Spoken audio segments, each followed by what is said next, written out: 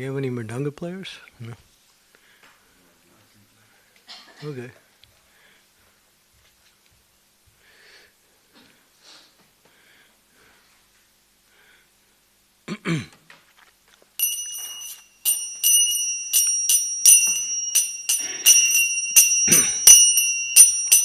Jaya Radha Madhava Kunja Bihari Haya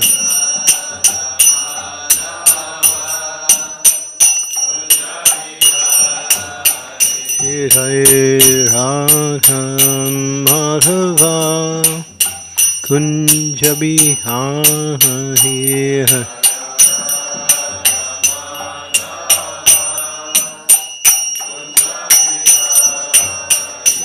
Jaya Gopi Janavallabha Giri Varadhahi Jaya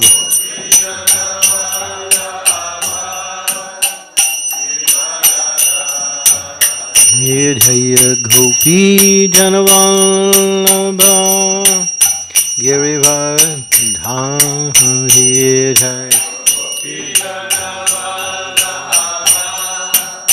Giri Jasodanandana Braja Janahanjanaya Jasodanandana Braja Janahanjanaya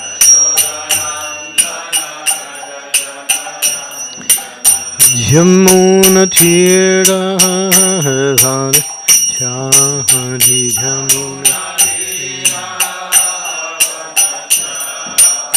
Jamuna Tira Chahadi Jamuna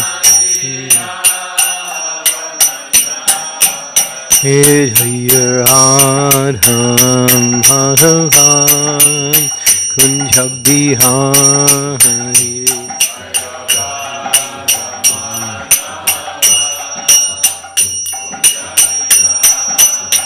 Jaya Radha Madhava Kunja Bihari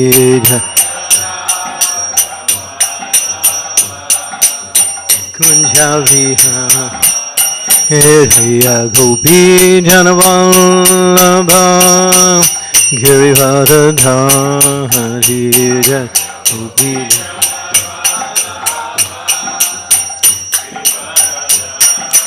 Jaya Gopi Janavallabha Giri Varadhari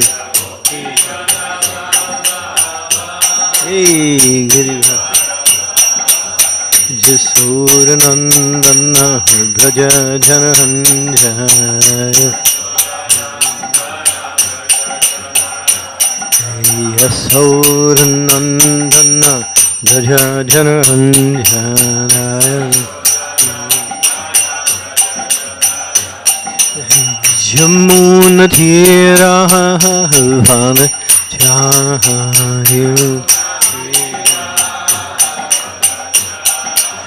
Jamuna Tira Vana Chahayu Jaya Radha Madhava Kunja Bihari Hey Hare Krišna Hare Krishna Krishna Krishna Hare Hare hare-rama hare-rama Rama Rama Hare Hare Hare Krishna Krishna Krishna Hare Bol Hare-rama Hare Krishna Hare Krishna Krishna Krishna Hare Hare Hare Rama Hare Rama Rama Rama Hare Hare Hare Krishna Krishna Hare Om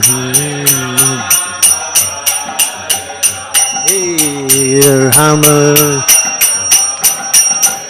Hare Krishna Hare Krishna Krishna Krishna Hare Hare Hare Rama Hare Rama Rama Rama Hare Hare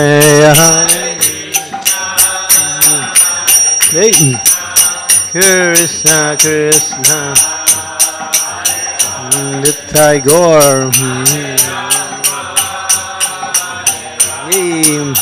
Ram Ram Hare Krishna Hare Krishna Krishna Krishna Hare Hare Hare Rama Hare Rama Rama Rama Hare Hare Hare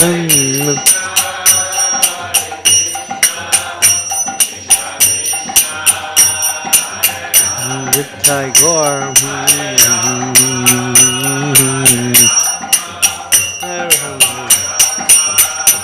and Nitai Gaur Hari Bom Hari Bom Hari Bom Nitai Gaur Hari Bom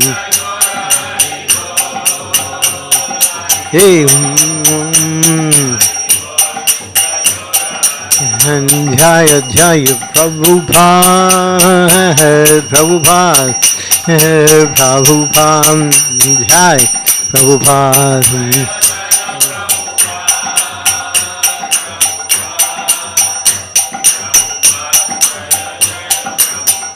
Jaya Jaya Gurudev Gurudev Gurudev Jai Gurudev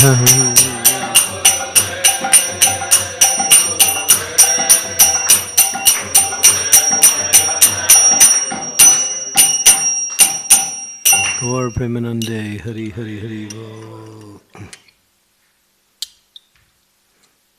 Why do we sing Jaya Jaya Gurudev? What is the reason?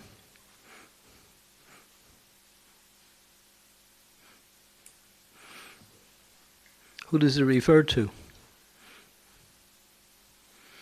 Which Gurudev?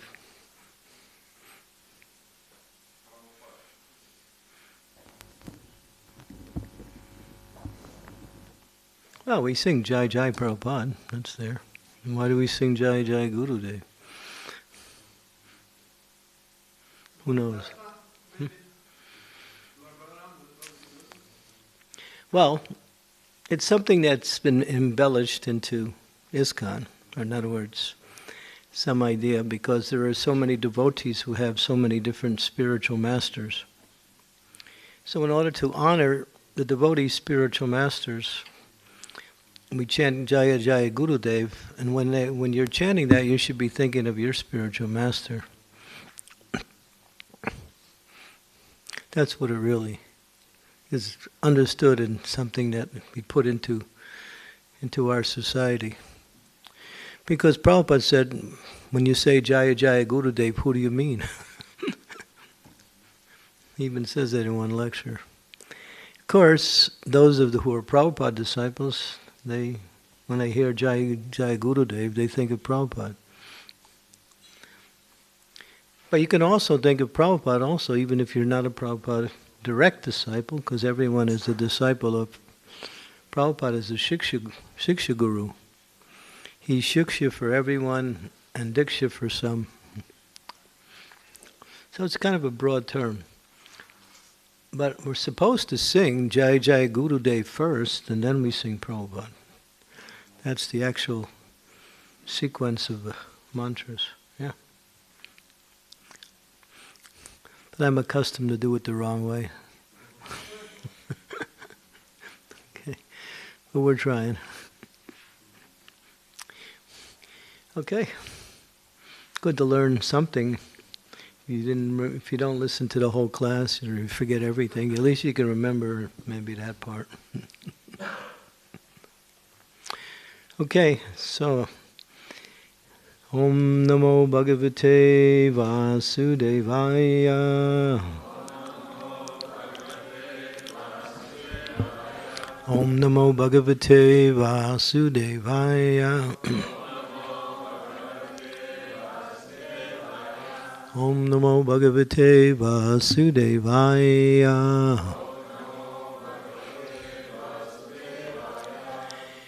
Canto 10, Chapter 1, The Advent of Lord Krishna, Introduction, verse 52. Evam rim shrayatam papam yadvad atmani darshanam pujayam asavai sarir bahumana purarsaram evam vimrishya tam papam yadvat atmani darshanam pujayam asavai sarir bahumana purasaram evam vimrishrayatam papam yadvaratmani darshanam pujayam asavai sarir bahumana purasaram.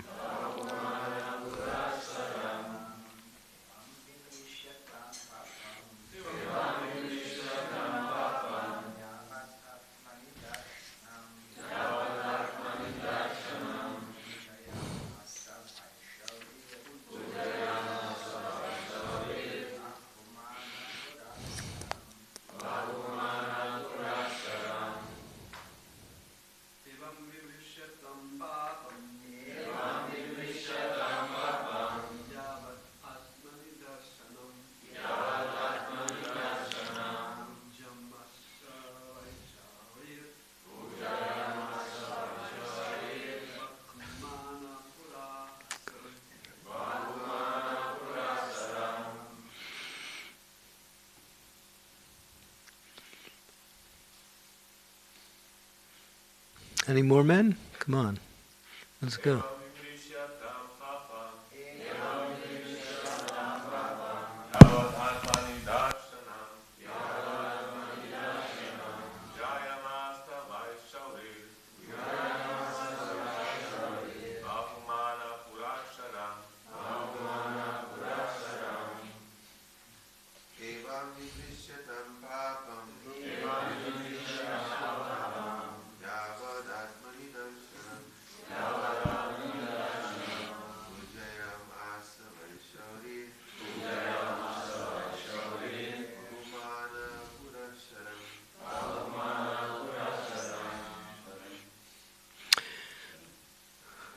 Lady.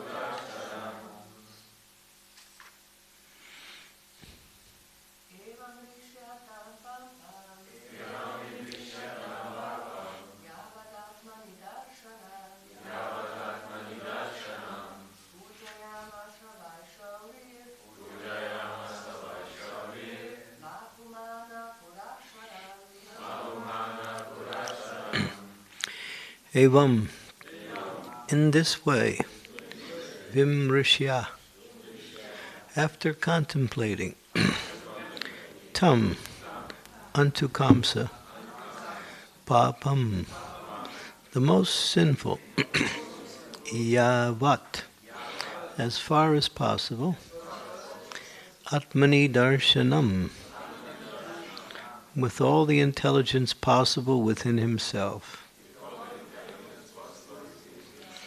Pujayam, asa, praised. Vai, indeed. Sauri, Vasudeva. Bahumana, offering all respects.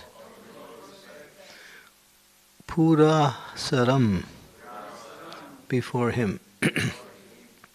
Translation. After thus considering the matter as far as his knowledge would allow, Vasudeva submitted his proposal to the sinful Kamsa with great respect. Verse 53. Prasanam vadanam bojam nirsasam nirupatrapam manasam duyamanenam vihasam idamabravit. Vasudeva's mind was full of anxiety because his wife was facing danger. But in order to please the cruel, shameless, and sinful Kamsa, he externally smiled and spoke to him as follows. Purport. By His Divine Grace, A.C. Bhaktivedanta Swami Srila Prabhupada. Sometimes one must act duplicitously in a dangerous position, as Vasudeva did to save his wife. The material world is complicated, and so to execute one's duty, one cannot avoid adopting such diplomacy. Vasudeva did everything possible to save his wife from the sake of begetting Krishna. This indicates that one may act duplicitously for the purpose of saving Krishna and his interest. According to the arrangements already foretold, Krishna was to appear through Vasudeva and Devaki to kill Kamsa. Vasudeva therefore had to do everything to save the situation. Although all the events were prearranged by Krishna, the devotee must try his best to serve the purpose of Krishna. Krishna himself is all-powerful, but it is not that the devotee should therefore sit idly and leave everything to him. This instruction is also found in the Bhagavad Gita. Although Krishna was doing everything for Arjuna, Arjuna never sat down idly as a non-violent gentleman. Rather, he tried his best to fight the battle and be victorious. Om Gyantimirandasya Gyanajana Salakaya Chaksun Militam Yena Tasmai Shri Gurave Namaha Shri Chaitanya Manobhistam Staptitam Yena Bhutale Swayam Rupa Kadam Mayam Dadati Swapadantikam Nama Om Vishnu Padaya Krishna Prestaya Bhutale Shri Bhakti Bhakti Vedanta Swamin Niti Namine Namaste Saraswati Deve Gauravani Pacharine Nirvisesa Sunyavari Pastyatya De Sutarine Vancha Kalpa Tarubhisya Kripa Sindhu Vacha Patitanam Bhavanebhyo Vaishnavebhyo Namaho Namaha Jai Sri Krishna Chaitanya Prabhu Nityananda Sri Advaita Gadadhar Sivasari Gaur Bhaktivinoda Hare Krishna Krishna Krishna Hare Hare Hare Rama Rama Rama Hare Hare. Sometimes we use this same statement, act like it depends on you, but no, it depends on Krishna. Act like it depends on you, and no, it depends on Krishna. So, if you take that in a literal sense, then ultimately it's Krishna that makes the difference. But how does he make the difference? He makes the difference by the endeavor of the devotee. When Mother Yasoda tried to tie up baby Krishna, she couldn't. She had bhakti, and she was doing it in the role of a mother, doing her duty to, take care of her son. And she was in the right position, but she couldn't accomplish the activity. Only when Krishna decided, all right, I'll let my mother tie me up. And then it happened. Everything else was extraordinary. The rope was always 2 inches too short, and no matter how many ropes they brought from different places, couldn't tie him up. So Krishna is the ultimate principle of activity and the ultimate principle of success.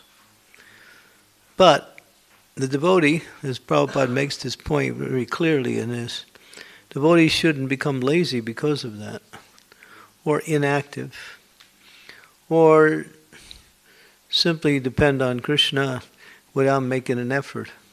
In fact, Prabhupada said our efforts are we make strong efforts to accomplish what we want to accomplish.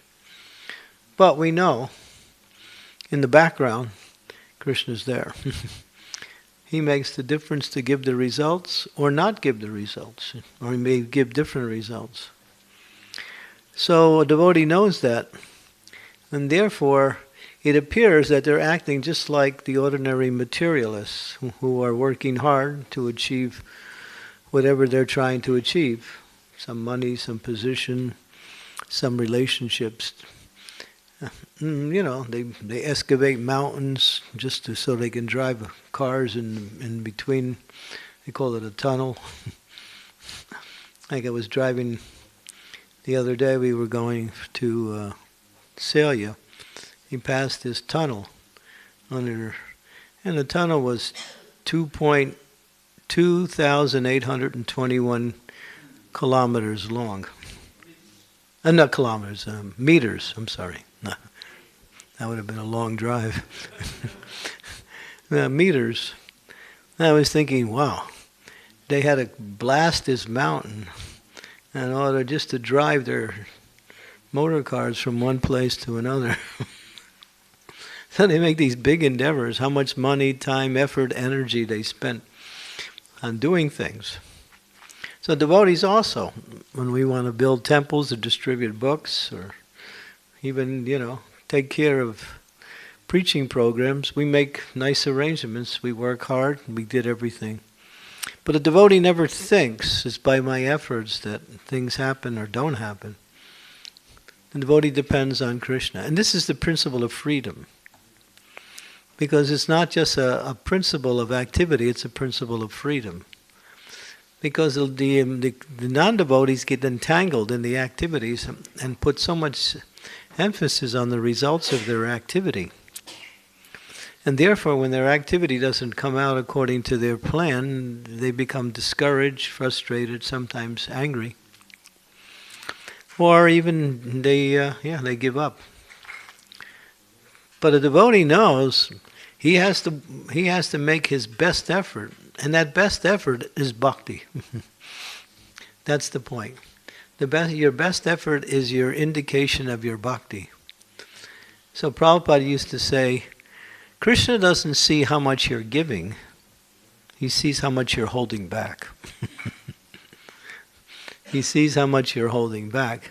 So to hold back means you're not able to make advancement in a qualitative way. Because Krishna ultimately, and when he sees you're giving everything to your efforts in devotional service, your time, your energy, your intelligence, even your resources too, your words, then Krishna actually gives you more. He expands whatever you have unlimitedly. That's why devotees can do some amazing things, because they're trying their best, and Krishna says, oh, wow, they're giving everything they can in order to serve me. So let me give them more facilities. Let me give them more time. And Krishna is always there to somehow inspire the devotees to continue to give more and more and more. And that's how Krishna consciousness expands. Like that. It's by the grace of Krishna, but by the efforts of the devotees who want to serve Krishna. But we're limited. We can only go so far in what our abilities and our intelligence will apply, as it says here. Vasudeva gave everything according to the ability of his intelligence. In other words, it says here in the translation, Or not in the translation, it's the purport. What does it say here? It's interesting. Vasudeva therefore had to do everything to save the situation. Vasudeva did everything possible to save his wife from sinking, from the dangers of Kamsa. Yeah. And Krishna himself is all powerful, but not that devotees should therefore sit idly and leave everything up to Krishna. So he gave whatever he could in terms of, it required intelligence. But his intelligence was somewhat used in a way to dupe or to trick Kamsa into getting him to do what Vasudeva wanted to do. Prabhupada says when you're dealing with cheaters, sometimes you have to cheat. So that is the way of the world. People will try what they can to cheat you, and sometimes undermine you or even destroy you. So sometimes we have to use methods in order to protect Krishna, Krishna's interests, and also our devotional life. So that happens at times. Examples are given just like when the draft came up in 1967, 68 for the Vietnam War in America. They couldn't get, young men to join the services to fight in Vietnam, so they adopted this emergency policy called the draft. And what they did is they have a lottery system where you you go and you register, they give you a card and they give you a number from 1 to 365. And that number corresponds with your date of birth. So, and then they have a lottery, they put their hands in this big basket of, paper or balls or something, and then they pick out. And the first date that they pick out is anybody born on that date gets the first call for the draft. Like that. And if you're 365, you probably won't get called. So, devotees who were getting called, not devotees, but people who were getting called, they were doing everything to avoid, because then they would have to go for a physical to see if they were fit. So devotees were not eating, people were not eating and becoming emaciated. People were taking large amounts of drugs, so when they came in they were intoxicated or sickly looking. They did everything they can to avoid the draft. And even people left the United States and went to Canada. Canada was giving sanction to the draft dodgers up there. And so you might say, is that... Well, the fact is, the United States at that time, it was fighting an unauthorized war simply for economic reasons, that's all. And therefore they were using young men to die. 55,000 Americans died in that war. I was in that same category. I was draft age, and I was thinking, I don't want to go to Vietnam. How can I avoid going to Vietnam? And I wasn't into all of these tricks, so I thought, I know what I'll do. I'll join the army, and that way I can pick where I can go. Because they said you join, and then you can have so many opportunities where you can go. But that's cheating. It's lying. So my friend and I encouraged him to join together. We joined. And as soon as I joined, after a few months, they sent me to Vietnam. So they lied. They cheated. And I was thinking if I join, I'll somehow avoid going to Vietnam. But that's the way they do things. They'll say anything in order to get their policies going. But you saw so many men who, hundreds, even thousands of young men, did everything they could to avoid the draft. They even, when they had the urine test, they were putting, I don't know what they were doing, but they were making sure that there was blood in the urine. So when they saw, that means these people are really sick, or they're too many drugs. People did everything to avoid the draft. And the draft was illegal anyway, and at the same time the war was illegal. It was not actually a war. It was actually just to sell armaments to the communists, and they did this war. And America lost the war anyway. So, yeah, we see that sometimes when you're dealing with a cheater, you have to cheat. But generally, devotees are honest, they're straightforward, they follow the principles of, even ordinary parlance, such as truthfulness, they don't lie. But sometimes, in order to protect Krishna's interests, as it says here, which was Vasudeva was doing, what did he do? He came up with this plan to trick Kamsa in such a way that Kamsa would think, oh, well, there's no danger from my sister's 8th child. If all of the children are going to be brought to me beforehand.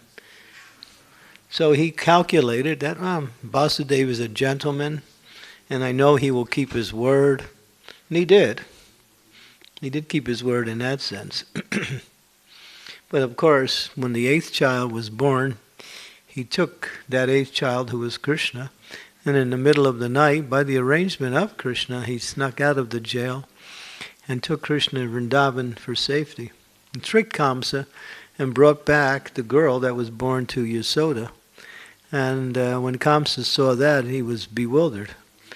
He was thinking, what are these prophecies? They don't lie, but now they're lying. So, yeah. So this is a very nice example of how... and Prabhupada also speaks about it, like he says, he gives an example. When you're out preaching and you're trying to distribute books and you're talking to a person and you say, my dear sir, I have met so many people today, but I can see you are the most intelligent one I met today. I can see you have all good qualities, you're intelligent, and this book is perfect for you because it's for intelligent people. It's not for everybody. So it's not by accident that we met today. It's by higher arrangements. So therefore, in fact, I can see with my spiritual vision, this book has your name on it. So in that way you come out, you butter the guy up, and as much as you can. And if he buys the book, it's for his benefit. So Prabhupada would use similar language to somehow or other get people to take a book. It's like, it's similar, but not exactly what I said. So, but it's for the benefit of Krishna, it's benefit for the person that is receiving the book, like that. It's like the devotees we were in this, I wasn't there, I think Prahlad Maharaj was there at the time. It was in Texas, and they had this one yogi, his name was, what was his name? Young boy yogi, what was his name? He was about 11 years old. Maharaj Ji. Yeah, Maharaj Ji. He was a young boy, and his mother brought him out of Hardwar. They were living in Hardwar, the holy place. And she brought him to the United States, and then he had some power. And so he would touch people on the head, and they would see colors, and bells would go off. They would hear music and all that. So that was his whole program. He would say he would give them the knowledge just by touching him. So his mother and him, he said, he said, well, he is actually Krishna himself. And he would dress up in a yellow dhoti with a peacock feather. So he looked like Krishna. He was a cute little boy, 11 years old. And so his mother was doing that. So I remember I was there, and when I first joined the movement, it was around the same time. His group of devotees were there also. And they would come to our temple. They came to our temple because there was some problems with the guru. They wanted our help. But anyway, one time they hired a huge stadium in Texas. And he was there to give a lecture, and thousands of people came for that lecture. And so the devotees heard about it. They thought, wow, here's a great opportunity to sell books. So they brought just the Bhagavad Gitas. And they brought tons of Bhagavad Gitas. And then when he was speaking, the devotees were going through the crowd and saying, he's Krishna, right? And this is his word, so this is his book. So you should buy this book because it's actually his words, your actual guru, Krishna. So people were buying books like crazy. We sold thousands of books that day. And the devotees cleaned up, to use a word. And then finally somebody got onto it that these Hare Krishnas are cheating us. Jai Sisi Panchatattva ki Jai. But they all got a Bhagavad Gita, and they all gave a nice, donation. And the devotees were happy, and nobody really lost anything. Everything was beneficial. But the devotees had to use some trick line, in order to get them to buy the books. So sometimes we do that for the benefit of Krishna and for the benefit of people in general. But if you're not expert at it, don't try it. Because you may also get caught like that. So, but Vasudeva, he's intelligent, and therefore he's using his intelligence to save a very precarious and dangerous situation. Kamsa, he's a demon, he doesn't care. He is probably mentioned so many times in our lectures. Demons will do anything. They'll do anything. They'll kill their parent, just like this Aurangzeb. He took his father and put him in prison. His father had built the Taj Mahal in honor of his wife. That's what Taj Mahal is. It's a tribute by Shah Jahan, who was the emperor of the time, to his wife. I forgot her name. And he was envious of his father and of his brothers, so he became powerful. Took his father, put him in jail, and built a prison right next to the Taj Mahal with the windows facing the other direction. So he couldn't see what he built for his wife. And then he killed his brothers and took over the whole kingdom. That was, So you see, he didn't care about his brothers, his father, nothing. He wanted that kingdom. So that's the demons are like that. They'll do anything. Probably we see the example of Hiranyakashipu. His son, such a nice boy, devotee of God, very respectful to his father, very obedient up to a point. And when Prahlad became a devotee of the Lord, he wanted to kill him immediately.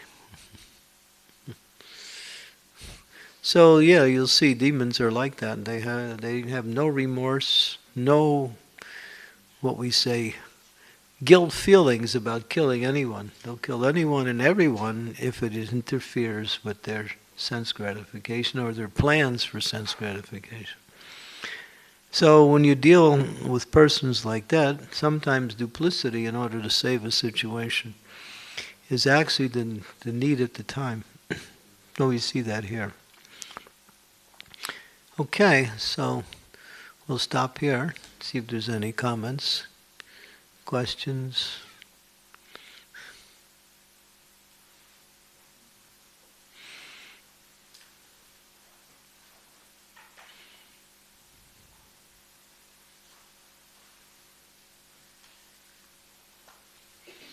Mukunda.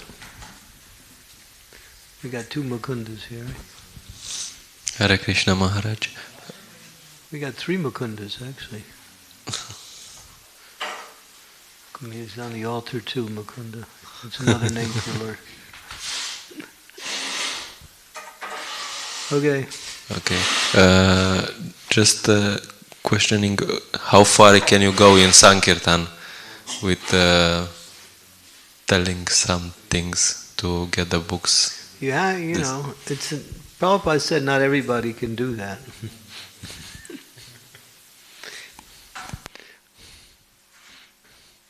But he was saying that sometimes, what we say, you have to, in order to further Krishna's business. But you can't steal in the name of, Krishna consciousness. Just like in the old days, in the America, when we were doing book distribution, especially in the airports, there was a tactic that people would have, devotees would have. They would go up to a person, and then they would be trying to sell a book, and then they would say, I have this, I have all of these ones. Can you give me a big bill for the ones, the $1 bills? So the person would give a $10 bill, and the devotees would give 8 back. And then the devotees would say, "Can you leave it like that?" So it was called the change up, where they would ask for some exchange of currency, and then when the exchange come, they wouldn't give the exact amount. So, and then of course we got a bad reputation for that. And then there was one very horrible story where one man, I won't describe who he was, because you might know him. He was approached by the book distributor, and then they tried to change him up, but he resisted, and then the devotee got angry and hit the man, and then the police came and arrested the devotee. Arrested the devotee. But because this man, his son was a devotee, he didn't press any charges. He said, "My son is a devotee." So he let him go. But that became, so this was quite far in the area of cheating. So not everybody can do that. Okay. You're using your freedom to answer your phone, okay. Okay. Yeah, go ahead. Higher call. So the point is, not everyone can do that and expect that that's considered to be okay.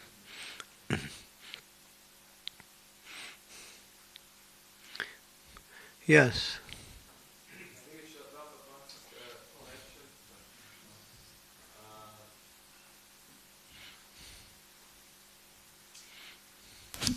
I think it also, Maharaj, once you said that we should also try to endeavor to sell the books by the merit of the books, right?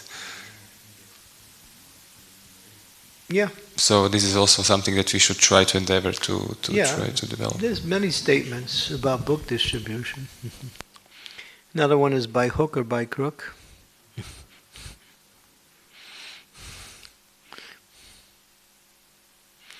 Of course, there is an instrument called a crook. When you take it, it's like a thing that's a circle, and you grab somebody and you pull them in. So by hook or by crook. But it has another connotation that means somehow or other get the book out. Doesn't matter. So that also became a source of problems in our society. And we had a lot of problems because of that. We had fist fights in the airports. Devotees were battling with people physically. The old days, especially in Chicago.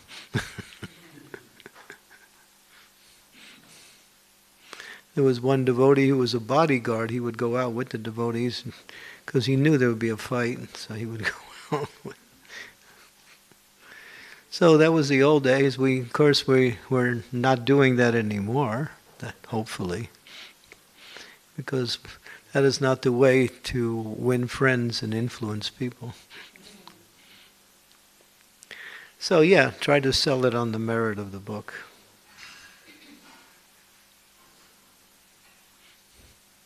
Yes. Mm-hmm. Give her the microphone. Yeah. Mm-hmm. Hare Krishna Maharaj. I just have one question. When a person leaves the body, and when somebody leaves the body, and according to his karma, we go to whichever planet we have, according to our karma. So whatever activities we have done to prepare ourselves for the next life. And so I'm just thinking about it. When like that. Okay. So I'm just thinking about it. If you put it closer, don't. Yeah. No. Okay. So I'm just thinking that do we remember what we have done throughout the life? If somebody goes to upper planetary system, so do we remember every person that we met in our life, or people that we were surrounded with? Do we remember those people, and do we also remember that this is the results of my, because if somebody has done a lot of pious activities, so certainly he may be going to upper planetary system. So will that person actually remember that this is the result of my pious activities, that's why I'm here? Well, complete remembrance is only for those who are liberated. When one achieves liberation, then they're no longer encumbered by the material energy, and they can remember past, present, and future. But going to heavenly planets, one is not liberated. They're just getting a better material situation, that's all. So there may be some remembrance, but not complete. So whether they can remember what they want to remember or not is somewhat questionable, because they're not in the platform of liberation. But we do have a certain level of remembrance. So it is possible that you could remember that situation. You could, if Krishna allows you to remember, or if there's some benefit in actually remembering it. But you can't say for sure whether a person will remember the situation that brought them to where they are now. Could be, or could not be. Because karma is quite, we say, complex. There's so many aspects to it that what actually brings a person to another situation, what aspect of their karma is that? Because people perform so many different activities. So, but that's more like a cumulative type of karma, which means it builds up for many lives. Yeah, there's different levels of karma. There is what is called instant karma. There is mass karma. There is two other karmas. I can't think of the other two. What is the other ones is?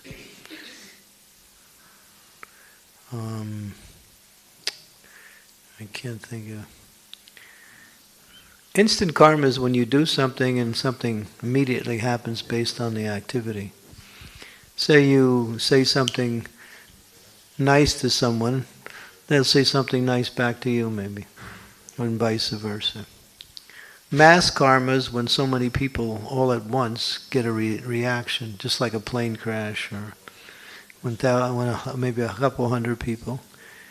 There is, what is the other karmas? I'm trying to think of them.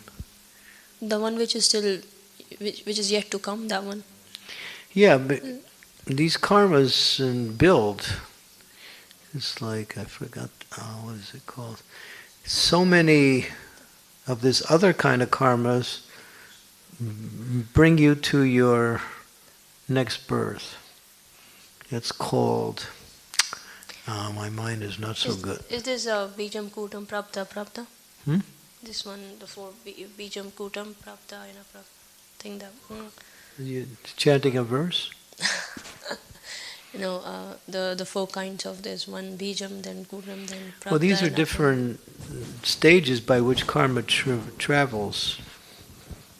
The bij, the parabdha karma, aparabdha karma, kuta, bija, parabdha, and aparabdha, yeah. But that refers to one type of karma that is playing itself out from the beginning as it goes to the different stages. I heard this lecture many years ago. I can't, just like what determines your birth, it's not just one thing. 27, the number is 27, I remember that. 27 types of, certain type of karma, 27 times. When it's cumulative, it will bring you to your particular birth that you get in the next life. I forgot what it's called. I have to hear the lecture again. So yeah, there's four kinds of karmas: mass karma, instant karma. Just like there's a kind of karma where you do something, but you're not in a position to get the reaction immediately. And again, the example is Dhritarashtra, when he asked Krishna, I had 100 sons, and they all died in the battlefield. I was born blind. Why? And Krishna said, well, 50 lives ago, you were a hunter, and you shot a flaming arrow into a nest of birds. This is in the Mahabharata. And there was 100 birds in the nest, and then all the birds died, and the mother bird got away, but she was blinded by the fire. So Dhritarashtra said, wow, 50 lives. Why 50 lives ago? And Krishna said, well, it took you 50 lives to get enough good karma so you could have 100 sons. So then when you had that situation, then all your karma crashed in. So that's called delayed karma. That's right. And I remember that one, delayed karma. So we have delayed karmas sometimes coming from previous lives that manifest in this life or maybe even in the next life. So it's also that stages of the kuta, bija, parabdha, and aparabdha. Yeah. So when people ask about karma, and Krishna makes a statement, he says, the intricacies of karma are too difficult to understand. So 27 delayed karmas, when they build up, will bring you to your birth. That means these activities that you performed in that life will bring you to your next birth. It takes 27 of them to get to that next birth. That's called delayed karma. Yeah, that's what happened to Dhritarashtra. So, and it's happening to everyone also. That's why the example is given. Just like people say, well, he's such a bad person, but he's getting on. He has a lot of money. He seems to be very successful. He looks happy, but he's always doing bad things. What is that? Well, the example is if you have you know what a silo is? For those of you who work on farms, they put grains in the silo. And if you want to store grains, you put it in this thing called a silo. And on the bottom it has a door. And when you want the drain, you open the door, and then the grains come out. But you put it in the top, which is really big, and you store them there. So as you store them and use them, they're going down like this.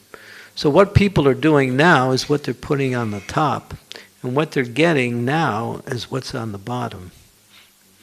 So a bad person may be getting the results of their good karma immediately, but in due course of time, that other karma will catch up.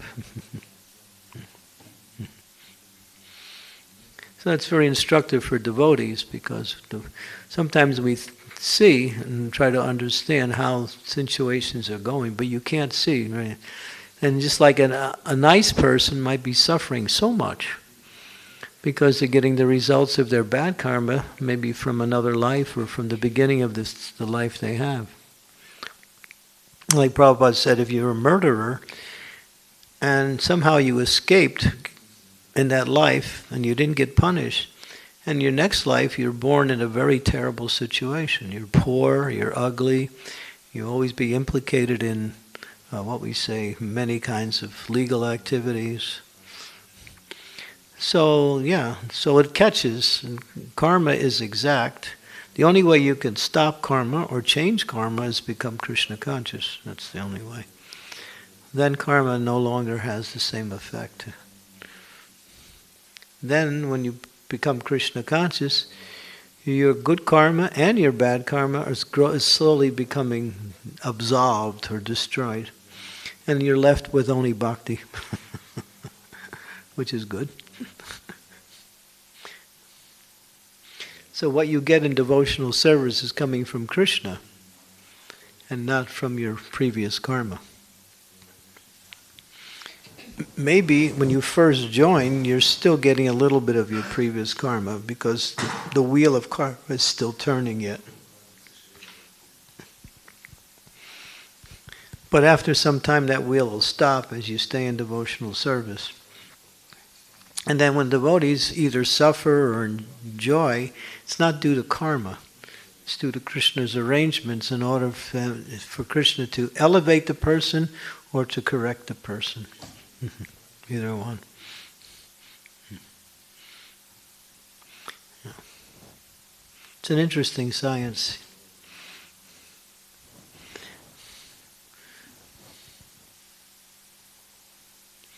One young boy, he was in one of our gurukuls in Europe. It was in Finland, I think.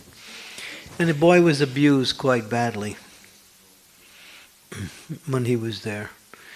And he wrote a book, My Karma, My Fault.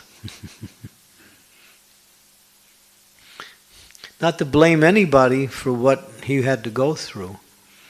He said, my karma, my fault. It's a book. And when that book hit the devotee community, it really shook people up because he told his whole story.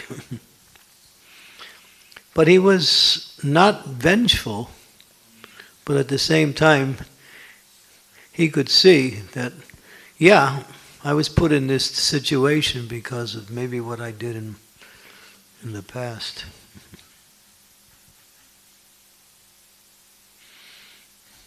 But it's hard to. It's why you can't understand how these laws are working. But they're working perfectly. They're Krishna's laws. If you want to be free from all of this, just stay in devotional service, and you get free from all of your good and bad karma, and you get what is called akarma, that activity that produces no material results. That's devotional service. So whatever you do is bringing you closer to Krishna through devotional service. It's purifying your heart. It's moving you along the path like that. If you make mistakes, or if you don't follow bhakti properly, then you slow down your progress.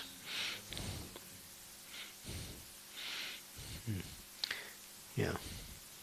And if you read Madhurya Kandambini, which is a very scientific book of how to execute devotional service and avoid the faults in bhakti, because bhakti has faults too.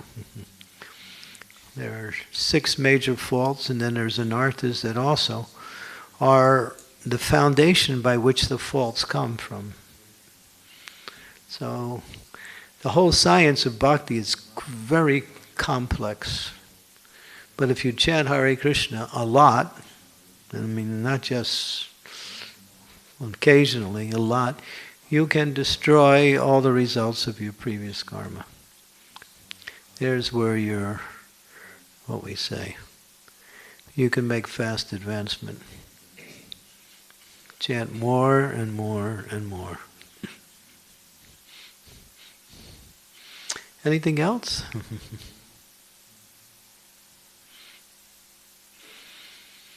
Okay, thank you. Srimad Bhagavatam ki jai.